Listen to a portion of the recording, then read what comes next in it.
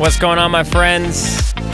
Welcome on out to Behind the Energy Podcast, where we dive into behind the scenes of DJing, entrepreneurship, and all the excitement in between. We got some friends, some cool people joining us, and a lot of fun stories. So without further ado, let's jump into Behind the Energy Podcast. Those were really terrible claps. That's not what I was looking for. Ladies and gentlemen, party people, listeners, viewers, friends, welcome out to Behind the Energy Podcast, Season 2, Episode 31. I'm sitting next to Emily Evans. Emily, what's up? Hi. Gotta get comfy real quick. That little intro. Okay, catch my breath. Emily, welcome to the podcast. Welcome to the show. Thank you. Thank you so much. Excited. It's kind of fun. Emily's been in the film industry, professional film industry now for how many years? 6.5. 6.5, and you haven't been on this side of the camera doing a podcast like this. Never been filmed. Never done a podcast. So you're not nervous at all, are you? It's a little intimidating. Now I have some respect for my clients because it is scary. Speaking of clients, I mean, of course, follow along on social media. We do events together. Right now, 2022. What kind of events or I guess you could say clients are you working with mainly or the most, if you will? Weddings. Weddings for sure. Yep, 100% weddings. I do maybe 3 non-wedding events a year. So a commercial shoot or I just shot a little kid birthday party, but those are very rare. They're still fun, but yeah, mostly weddings. Okay. So I imagine you're booking in 2023 right now. Yes. That's amazing. Yeah, it's great. That's awesome. Yeah. Sorry, listeners, we don't want to jump into it too much real quick. I'm going to take a back step. This is Emily Evans. Emily, remind me where you went to elementary and middle school. Did you go to Sojo as well? I went to South Jordan Middle. South Jordan. And I went to Monte Vista Elementary. Monte Vista, there we go. So grew up just right in the heart of South Jordan. My parents lived right across from Bingham High School in that neighborhood. Okay, and you graduated in 2013, correct? Yep. Okay, so that's kind of where our paths started crossing back that many years ago. Yeah. And then started picking up more in the event industry. Yes. Yep. Sorry, I feel like this is too far away from me real quick. We don't need to edit this out, Nick. I'm sorry, bro. There we go. So, Emily is a entrepreneur, a wife, a mother, and a business owner, full-time filmmaker, if you will. Yeah. Did I kind of get that right? Yep. Yeah? Yeah, that's me. So a lot of what I like to do in the podcast is, of course, kind of tell how our friendship and our paths cross, but also get a good understanding of your entrepreneurial story. And so, Emily, if you could take a few minutes and tell us maybe even before 6.5 years ago, were you doing entrepreneurial things prior to that, or did it really start in the world of film? Yeah, so I got started back in 2015. I'd always been really interested in photo and video, specifically photo. That was always my reflections contest entries and stuff, growing up, I was the photographer. Yeah. And I saved up for many cameras growing up, and that was my thing. And so I was always the girl that walked around with the camera, and it was annoying. And I'd make my siblings pose and, all those things. But I grew up playing basketball as well. And so at the end of each of my seasons, I would put together a slideshow video or pictures and videos for my team to highlight at the end of the year. And so that's kind of my introduction to video making, I guess. Obviously that was really reflections low-key. Though that yes. Oh yeah. I submitted the most terrible reflections video ever. I might show it to you if I can find it. Please do. Anyways, that took me back. Clearly, you were creative from a very early age. Yes. Okay. Yeah. So always been doing that. Forward a little bit. Yes. Okay. So then, now I am in college, and my former teammate was getting married, and I was I'm kind of interested in the wedding industry, and I'd wanted to look into wedding videography. So I reached out to my teammate who was getting married in a couple of weeks. And I was like, hey, I don't know if you have a videographer hired yet, but I am interested in getting started. Could I just come to your wedding film and, just play around. Like I'd do it totally for free and then you get your video at the Really? end. Yeah. And so that's how I got started. I borrowed my uncle's like camcorder that you use for like home videos, like nothing professional. Did it have like that little eye socket Yes, thing or whatever? I don't know, it that did. extension Yes.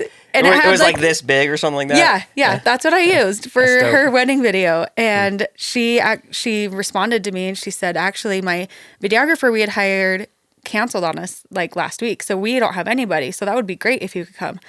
So that's how I got started. I absolutely loved it. Afterwards, her mom loved the video so much that she put an ad on KSL for me. And that got me like 10 inquiries off of that one ad. I had no experience. Did you know how to respond to them? No, like I don't even know. I think she just put my phone number on there and then people just started texting me saying, hey, I need a videographer. And I'm like, oh my gosh, I'm Did so you know overwhelmed. that she did that? Yeah, Like, she let me know. okay, She posted, like she sent me a screenshot of the KSL ad and she's like, here's this, just so you know, like we really love your work and we'd That's love to get you dope. jump started. And so that's really what happened. And KSL ad too. I had just barely gotten married. And so we had like no savings, no money. And I talked to my husband. I'm like, listen, I need to buy like a professional camera. Like now I'm like in this. And so we spent our savings on like a really cheap camera. And that is what I used for like the first year of my business. And I did probably like 20 weddings my first year. That's amazing for which your was first year. Crazy. Yeah. That's Looking awesome. back, and I charged super, super, super cheap. And I look back at those videos now and I feel bad, but it's like so cool because that's like really what got me started. And I learned so much in that first year. And so, yeah, that's kind of how I got the ball rolling on that. And then, I registered my business legally and did all the legal stuff. And so then it was legit. And then from there, I've just kind of grown through Instagram and word of mouth. And now I get to travel like all over the country. I just booked a wedding in New York and just shot in California last week. So it's like I'm going coast to coast shooting weddings. And it's been like the biggest blessing in my family's life because I can be busy on weekends and still work from home and have my kids like around my feet when I'm working. But it's been great. You have three? I have three girls. Three girls. Yes. 3 girls. Yeah. So That's it's exciting. been really good. Wow. So Okay, so back in this first year, you had invested in your first camera. Did you intend or envision things to pick up to the No. pace and where they're at, in which it's at right now? No, I was still working like a regular 9 to 5 job. And so it was things I was just doing more on the side. And so I kind of expected that would be my life. And then it got to a point where I was always having a shoot like with bridals or then weddings. And it was hard to just get work off so consistently. And so then me and my husband decided it would probably be best if I just quit that and just did this like full time. And it really paid off. Like I didn't ever...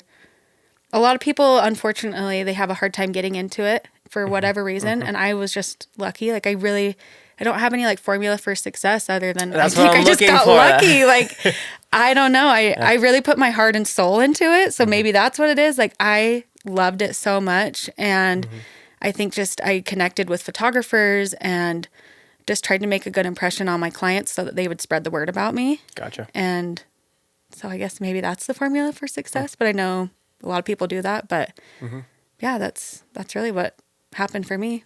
So Would you say that it's a safe guess in that perhaps 50% of the clients or couples you're working with are from referrals?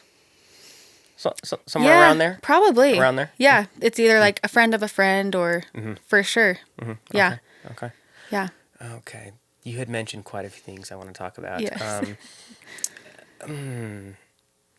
I want to talk about pricing in just a moment, but I feel like there's so much time between that first year and the 6.5 years Yes.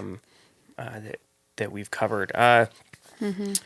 You said, Emily, that there's not been, maybe a formula or a trick for growing the business. I feel like we can dig deeper there. Yeah. You're very personable. You're very kind. I was looking on your website prior, to kind of prepping for this, thanks. and one thing that was specific or that stood out to me is your attention to detail in even the perspective from where you're capturing to the end product and what you're delivering. Maybe you can speak a little bit more on that. Yeah. Perhaps. Yeah. So I have always put like everything into my business. Like it is really hard for me to separate personal from business because it is just who I am. That's who you are. I love it. And so I think, and I've always been this way, I've been very almost perfectionist, sometimes to a fault. We can talk about that too. So Yes. Okay. I think that comes out in my work because I want to deliver a wedding video that I would love. And so when I'm working, I'm constantly thinking like, what types of things would I want documented if this was my wedding video? It's not something that I'm just showing up doing and then checking it off my box. Like I am there to serve my couples and I'm there to give them the best experience. And so I think that's why, like today I even talked about on my Instagram page, like why my videos are so long. I saw that. Yes. And because I cannot cut things out. There's like so much in a wedding day. And I just think it's so important to really highlight that and really show off all the like months and months of work that people put into their wedding days. I want to make sure I capture that. And like nobody's going to be mad with a long wedding video that they get back, you know, like they want to see that. So yeah, I don't know. I just really, I really like what I do. And I think that you have to like it in order to be in this industry because it can get really crazy at times and really stressful, but I truly do enjoy it. And so, yeah. You had mentioned Instagram. For the listeners, the viewers, where can we go to go check you out? It's at EE Video. EE. EE for Emily Evans. Yep. So Yep. short and sweet. Excellent. At EE Video. And then the website, Emily? EmilyEvansVideo.com. Just like that. That's the name of your company, I Yep, think. just Emily Evans Video. Perfect. Super easy. Okay. Let's talk about perfectionism. Love it.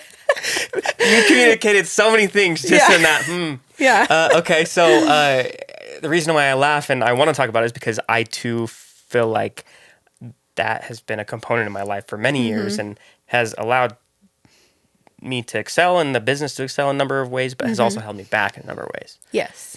Can you maybe add on to that or maybe even speak to that, give an example of how your drive for making something so meticulously correct or Yeah. or beautiful may hold you back? Maybe an example. Yeah, for sure. I think an example would be just the amount of time that it takes me to edit these videos. Like I see other videographers post that they can like whip out videos so quick. And I'm like, how do you do that? And I think it's because I sometimes overanalyze what I'm doing. And I'm like, is this going to look good? Does this make sense? And a big part of it too is like choosing music and like making sure that the music can really like capture the emotion because that is such a huge part of the video editing process. And sometimes I spend a little too much time like trying to figure out what is going to work best, where really like when I put it into the timeline, it's going to look good. I just need to like cut myself some slack in that regard. So it does hold me back in that way, but I don't know, it's part of my process. So I think other people may look at me and say like, I can't believe that you think about this so much. Like when I'm driving, I'm listening to like wedding songs.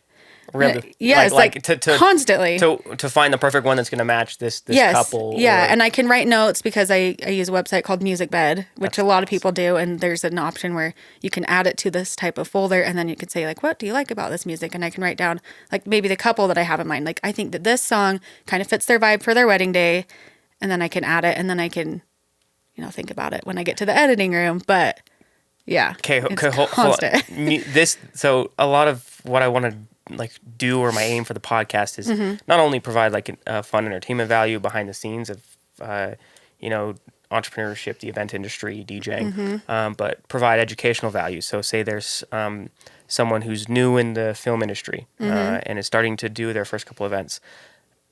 I think you just shed light on some very helpful knowledge. What was this platform for? Yes, MusicBed. MusicBed, and it's like a platform of tracks that don't have any copyright claims. Like what is it exactly? Yeah, so MusicBed, you do have to legally license the music that you use in wedding videos. Okay. So that is like a big thing that people are confused about a lot of times. Okay. But you can't just use like mainstream music and put it on and sell it, like if you're using that as your product.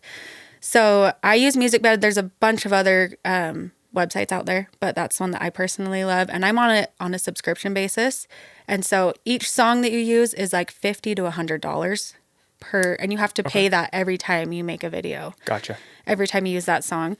So yeah, this site is really great because you can break it down into like genre and like vibes even, and they have different playlists. And then you can go on and buy those songs and then add them into your video. And then you own the rights, and they send you like this legal document as well every time that you purchase it to prove that you can use this in your wedding videos. And yeah, I've loved it. I've used it ever since I've started and really liked it. Okay. I'm glad we got to stop on that for a second. Talk about that. Yeah.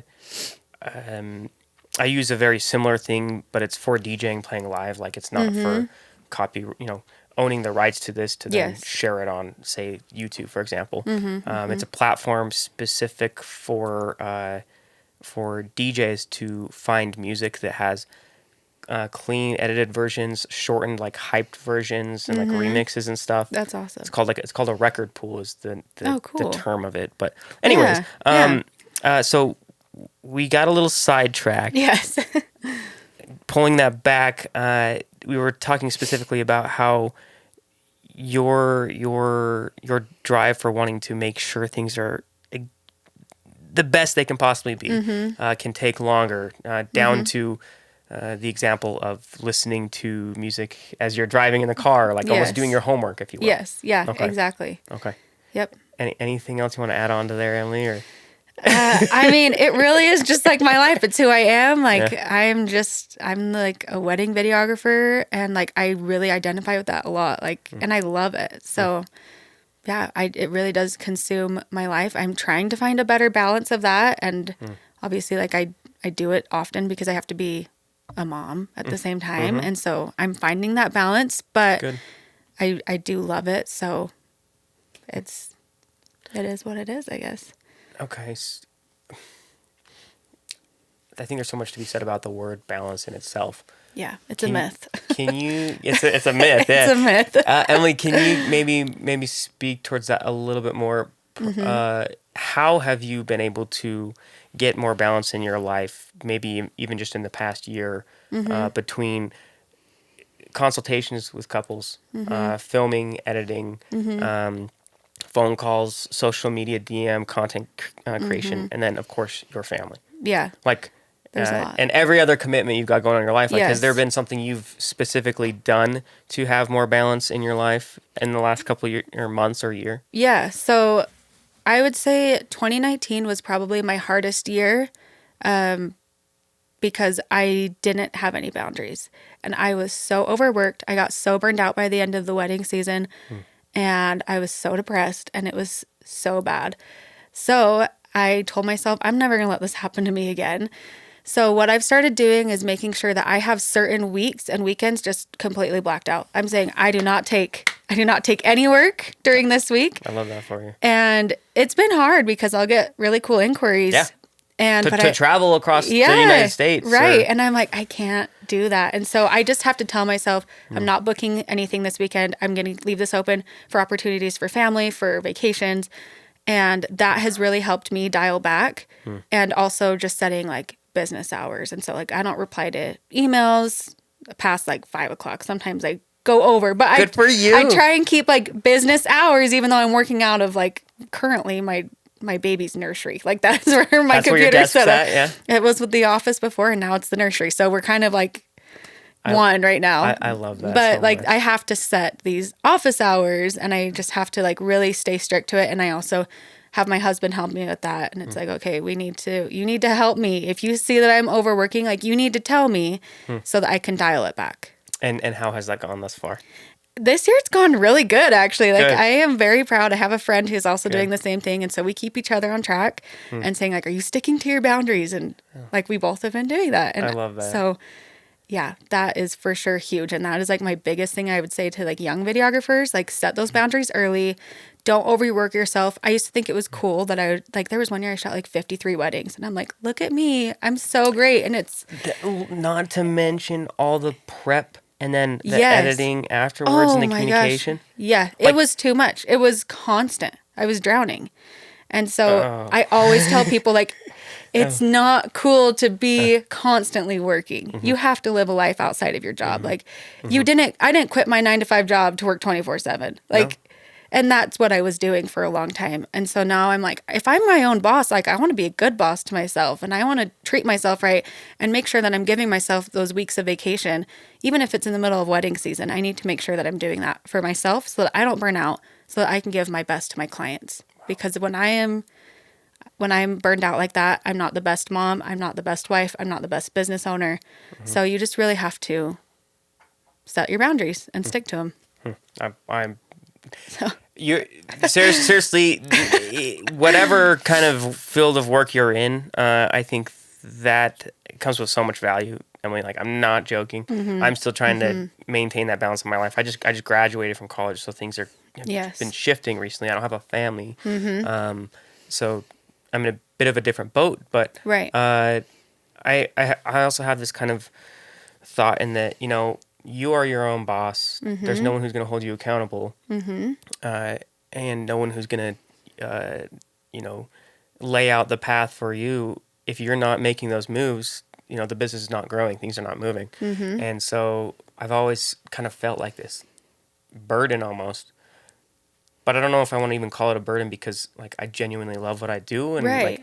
like, I get a great sense of fulfillment and excitement in completing projects and tasks. Yes. And having a very successful week. Right. But also, did I have 3 meals? Did I have 2 meals a day? Did Yeah. I sleep at least 7 hours? Yes. Did I get an exercise? Have I spoken with my family and my loved ones? Yes, exactly. Like seriously. Yeah. I know. It's a constant thing that, even in the past 2 years, like I've made a lot of progress, but it's something I'm still working at. It's hard because when you love what you do, it's hard to turn it down. It's not like this is a job that I'm like, oh my gosh, I have to go do this again. It's like, I'm excited to do it. So it's hard for me to say no. So when you have something like that in your life, it becomes even harder to set those boundaries and those guidelines in your life because you're like, but I love this and I want to see it prosper and grow. It's really hard to dial it back. So but then you see to the people that do it, it's so worth it. And your business gets better because when you do those things, you can be a better person for your business. And you're not running at the end of your wick. You can just go. So you can deliver at a greater level because you do have a little bit more of that balance. You are sleeping and eating regularly. You are happy inside and outside, feeling good. Yep. Okay, so I want to quickly talk. We probably have like 5-7 minutes left. Okay. I want to talk about pricing for a moment. I also want to talk about traveling. Okay. Okay. So was there a point in your career thus far, Emily, where you changed your prices, or something happened where you're like, wow, what I do and what I bring to the table is worth so much more, and I need to amount up to that level and reflect that in my pricing. Was there something like that in your journey, your experience? Yes. Yeah. I would say I took a pretty big price jump from like my second year into my third year because that's when I had like my portfolio built. I had invested in better gear at this point. And so I felt like I was able to charge more. And then another jump happened back in 2019 when I said I was so overworked. I thought, okay, if I'm booking this much, I need to make sure it is really worth my time. And if that means that I jump my prices a little bit so I don't get maybe as many bookings because maybe some people can't afford it, that's fine because I'm still making up that difference. So now I gradually increase every year. But yeah, I think you just have to know what you're worth and charge accordingly and really make it worth your time because then you have to. There's so much that goes back into the business. And so you can't just be breaking even, like with taxes and your gear updates and the software and like just your time even is so valuable. And so once I realized all of that, because then at the end of the year when taxes hit you, you like cry a little bit. Yeah. You're like, have you finished everything? Do you know where you're at? Okay. Oh, not this year. Okay. No. Okay. I am kind of a procrastinator. I need to get on it and I will get on it. But yeah, I hate it so much. So I just am like, I'm not even going to think about it right now. But it's the worst. It's the worst when it hits you at the end of the year. And so once I was doing taxes and I was like, oh, okay. Actually, do you pay quarterly or have you paid quarterly? No, and I need to, as I hear it's way better. Do you work with an accountant? Okay, so talk with your accountant. Yes.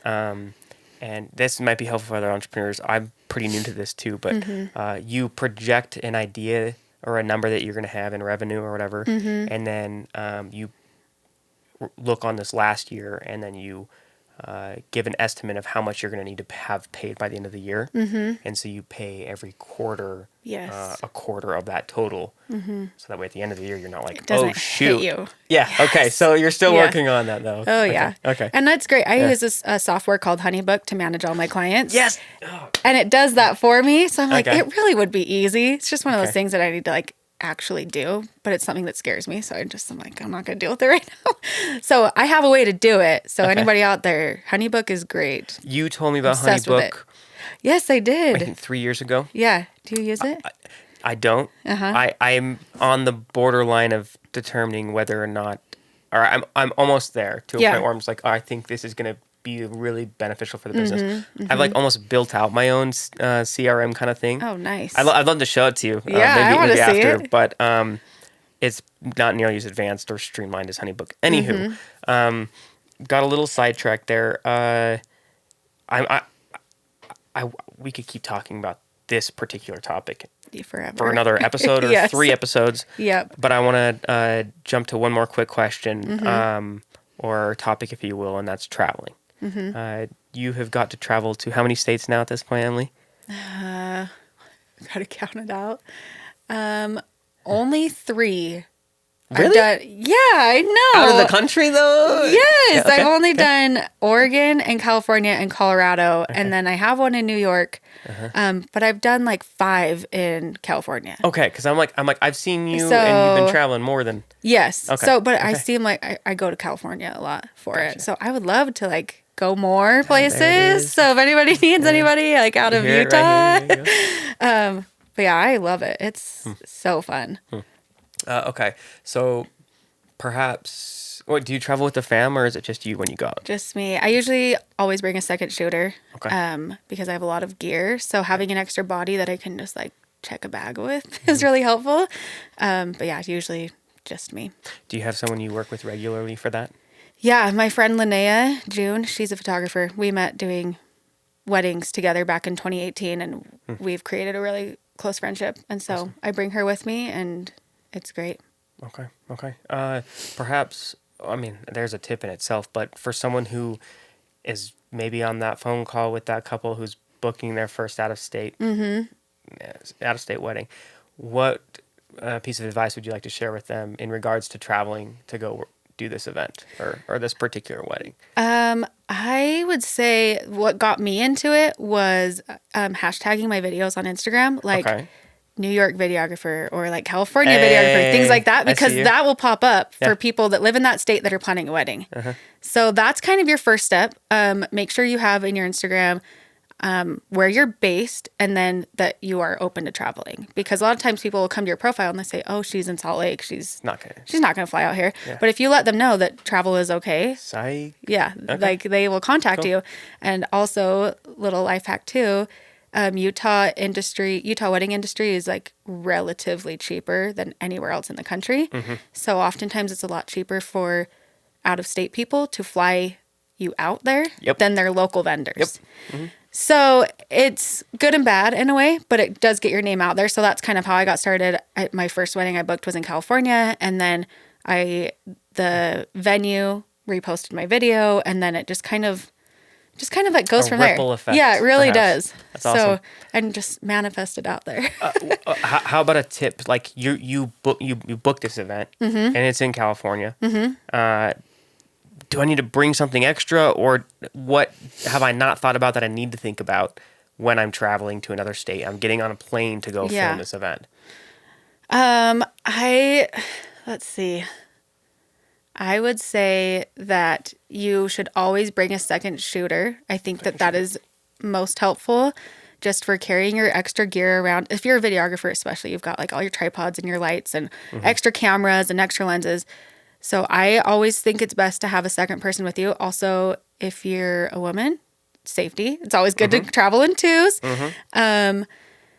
But I don't know. Like it's really not much different than when you would just be shooting locally. Really? Yeah, Okay. it's just, and it's a wedding. So Okay. like you know what to do, you know what's going to happen, and so you just show up with your gear and prepared.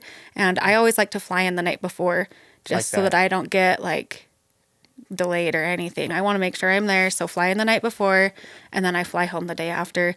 And I always work in like all the travel expenses into the pricing. So I don't pay for that necessarily like your couple does, and they will. So I think a lot of people get afraid. They're like, I want to do this, but how can I afford that? You may be thinking there's no way that somebody's going to pay for me to travel there, but they really will. And you just work that in and you say, congratulations, I would love to shoot your wedding. Here is my travel fee. And make sure you give yourself like a little bit of extra too, because you got to factor in like food and just your time alone. And just say, here's my packages, add on this travel fee, and then I'd love to chat. And so that's what I leave it at. I And love that. it's so fun. I love it. And people are happily booking you. You're going out to New York Yeah. and California on at least a quarterly basis. Yeah. That's dope. Another thing that comes to mind there is that, let's say you're doing the wedding in New York on Friday. Okay. Okay. That means you're leaving Thursday, and then you're coming home Saturday. And by coming home Saturday, there's a very good possibility that you may not be able to shoot another event that day. Yeah. On Saturday. So that is something I take into consideration Absolutely. when we do travel to DJ. It's not Yes. too common. We do have sometimes like a full trailer of equipment that we're bringing, so we can't fly that Oh out. my gosh. Yeah. But that is something that I take into consideration. We take into consideration when quoting events that are, a couple hours away and we're going to stay Yes. the night. Do you do something similar to that Yeah, as well? absolutely. You need to make sure Okay. that you are making up for that difference of potential Potential bookings. Yep. And I even do that with weddings that sometimes separate into 2 days. Sometimes people do that, and you got to say, okay, that's fine. I'm happy to do that. But I do charge an additional fee because that's your time. And that's a wedding that you could have missed out on. So you need to make sure you're compensating for that. Yep. So, yeah. Emily, you're spitting fire. I don't think you realize this. Oh, gosh. Well, thank you. I'm serious. Thank you. I have no doubt in my mind that as the podcast continues to grow too, that whether they be in the film industry or something else in the entertainment industry, like, or just an entrepreneur in general, like, people can take a lot of what we're talking about now, what you're talking about and sharing, and see it as value. Emily, is perhaps maybe one other question to end on. Should there be someone who just got their first camera, maybe they got it for Christmas or they've been saving up, and they do want to get into shooting weddings? This is what you specialize in. Is there anything that you would like to leave them with, or a piece of advice you'd like to share with them so you can shorten their learning curve and they can take that next step?